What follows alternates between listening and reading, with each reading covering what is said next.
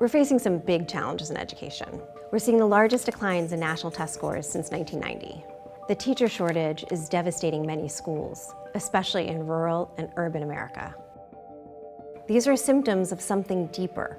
The real problem is that our education system was developed over 100 years ago and is simply not designed to give young people what they need to thrive today.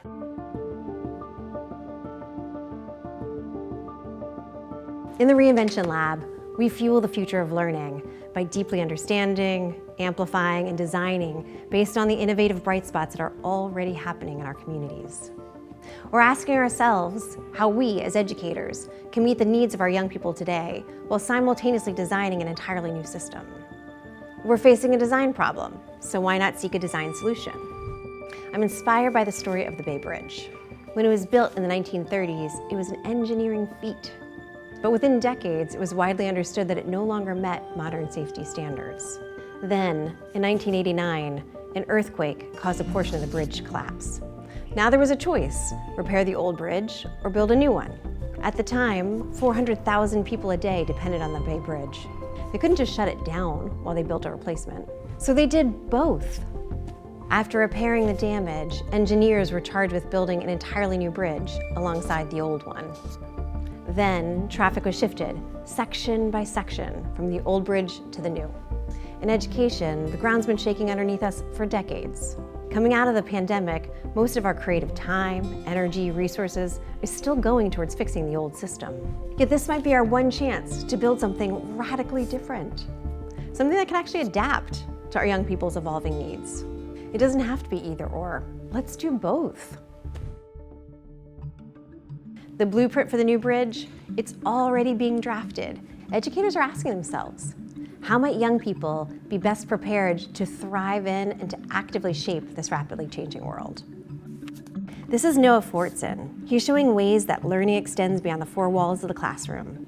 Students collaborate to create media projects with and for their community. I told them this is not a class that's about grades. This is going to be a class that's going to be about telling stories of people in your community, telling your own stories, and really kind of using the tools that we have as an AV class to maximize the potential of our community. Ebony Payne Brown is founding a school that centers the whole child by implementing an Afrocentric curriculum, restorative justice model, and deep collaboration with parents and community members. As they engage in this curriculum, not only will they learn about themselves, but they will get a different picture of what it means to be Black in America. Here at Da Vinci Schools, students are offered the chance to pursue career pathways and to specialize in the subjects they're passionate about, so they graduate high school prepared to lead in the industries that shape our world. So we as the Da Vinci School are unsiloing the classroom from the world around it and really looking at relevant, kind of realistic project-based learning, all fueled by what is the industry asking for today and what may they be thinking about tomorrow. At Da Vinci Rise High School, Executive Director Aaron Whalen extends that model to youth who've been traditionally written out of these opportunities.